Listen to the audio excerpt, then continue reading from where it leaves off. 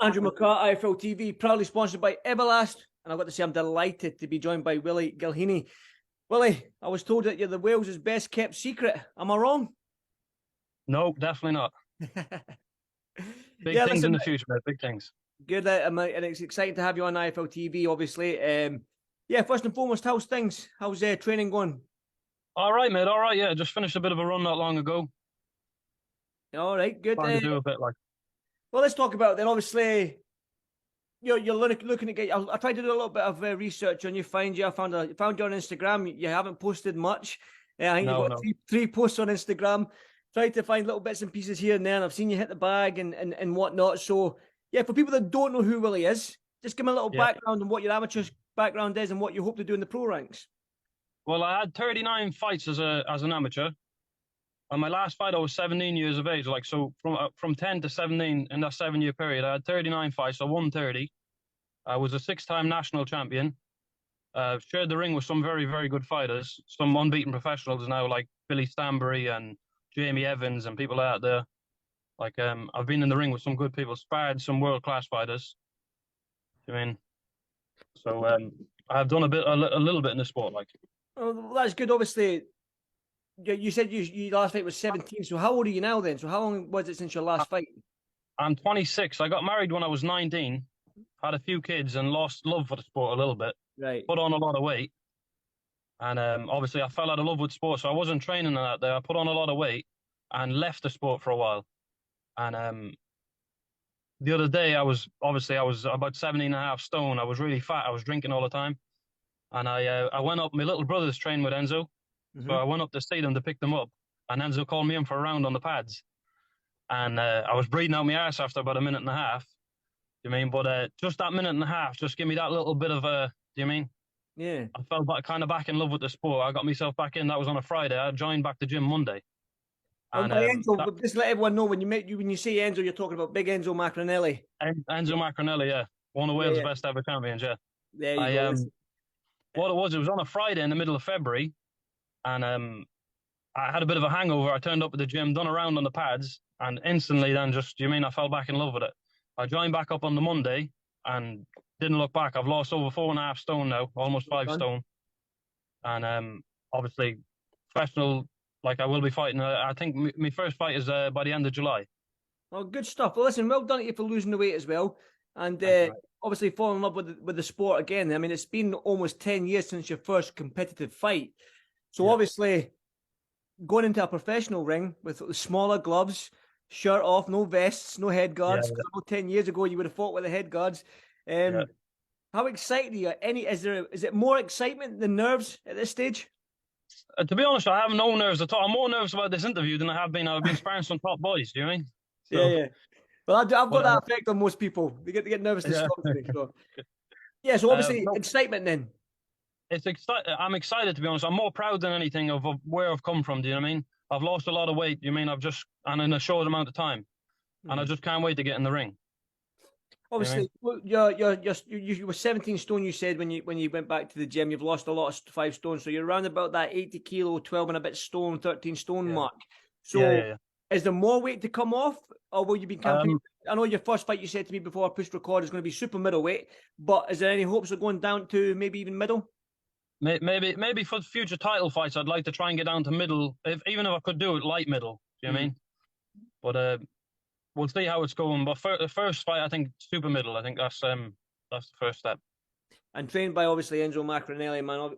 I love big Enzo. So how's it like being? Obviously, you done a round on the pads with him. You fell in love with it. So how's this sort of team? You and Enzo. How is that sort of dynamics working? Well, to be honest, Enzo's not really like a trainer. Enzo's more like family. I've known him all my life. Do you mean? Enzo's dad was my original trainer, but also trained my dad, trained my grandfather. Do you mean? My family, like I come from a fighting family, and they've just literally been around Enzo and Enzo's dad all their life. Do you mean? Like they're more like family to us than than a trainer. Well, I think that stands you in good stead, because I think I spoke to somebody a few months ago when we were talking about the Joshua situation. You almost need that father and son or brotherly sort of connection between your trainer and the fighter. And I think is that what you've got with Enzo? It is, yeah. obviously he's the type of trainer, like some trainers can't do it, but he's the type of trainer that can beat you up, like, so you can't really say too much to him. You've got to kind of kiss his ass a little bit. Has he beat you up? No, he hasn't beat me up yet, thank God. I listen to everything he says. Good stuff. Professional debut end of July then, obviously your first competitive fight in 10 years. What's going to happen then? Are you eager to impress in terms of, a lot of fighters say they don't go looking for the knockout, if it comes, it comes, but what kind of performance are you hoping for? Yeah, I'm not like anybody. I'm all for knockouts. You know what I mean? I love the knockout. My favorite fighters, like, obviously are boxers and that there, but I want knockouts. I want to be like a Mike Tyson kind of fighter. Do you mean? That's a big name. That's a big name drop there to fight like Mike Tyson. Yeah. I want to be a proper finisher. Good. Well, I think that's what fans want. That's why we tune into the sport. We want to see the knockouts, even though you get a lot of fighters that say, I'm not going to look for the knockout, but if it comes, it comes. But you seem to be the type of fighter that's like, nah, I'm going for it. If I see it, I'm going for it. Yeah. If I can knock them out, I'm going to knock them out. You know what I mean? Brilliant. I want knockouts. Yeah, listen, that's music to my ears as well, and probably every boxing fan in the country.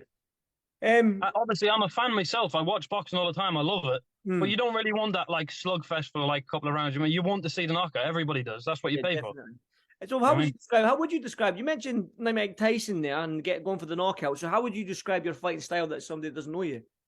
I would say my style is like, I'm a slick, elusive counterpuncher. I can switch stance. I'm both southpaw and orthodox, and extremely powerful in either hand. You know what I mean?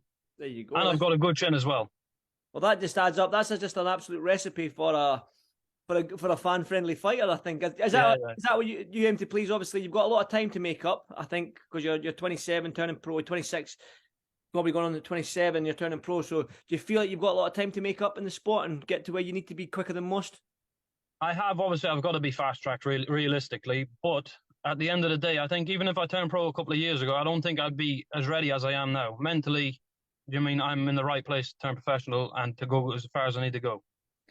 Now, I was speaking, obviously, that people are saying that you're Wales's best kept secret. Wales has produced some great champions. I mean, Joe Cordina just lately. You've had Lee Selby, Enzo, Joe Calzaghe. I mean, some top boys down in Wales. Obviously, Nathan Cleverley as well. So, are you, when they say Wales's best kept secret, is that future world champion? I hope so, and I think so. But like, I don't want to sound too cocky, but I think so.